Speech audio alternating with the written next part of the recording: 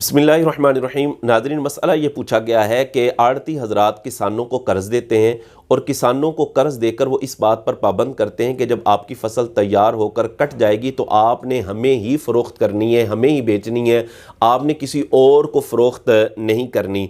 आया आड़तियों का इस तरह किसानों को कर्ज़ देकर उनको पाबंद करना कि आपने फ़सल हमें ही बेचनी है, किसी और को आपने नहीं बेचनी, ये जायज़ है या नाजायज़ है?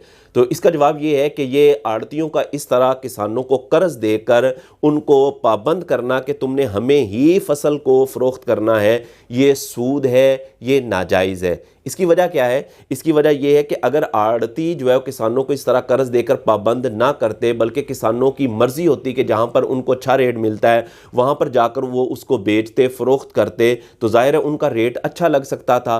तो अब उनका किसानों का इनको पाबंद करना कि तुमने हमें ही फ़सल बेचनी है, ये कर्ज़ देकर अगले बंदे से फ़ायदा हासिल करना है, बेनिफिट लेना है।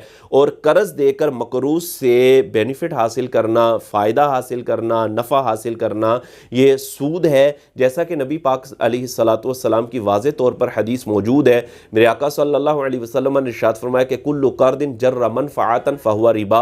हुज़ूर ने इरशाद फरमाया हर वो कर्ज़ के जिससे कोई फ़ायदा हासिल किया जाए, कर्ज़ देकर कोई नफ़ा हासिल किया जाए, फरमाया वो सूद होता है। लिहाजा आड़तियों का इस तरह किसानों को कर्ज़ देना और कर्ज़ देकर उनको इस बात पर पाबंद कर लेना कि फ़सल तुमने हमें ही बेचनी है, किसी और को आप नहीं बेच सकते, ये सूद है, ये नाजायज़ है, इससे बचना लाज़मी है। और ऐसा भी होता है कि आड़ती बाज़ुकात किसानों को जो है वो तेल लेकर देते हैं, इस तरह खाद की सूरत में कर्ज़ देते हैं। तो जिस तरह भी कर्ज़ देकर नफ़ा हासिल किया जाएगा तो ऐसी सूरत के अंदर ये सूद होगा, नाजायज़ होगा, हराम होगा, इससे बचना लाज़मी है।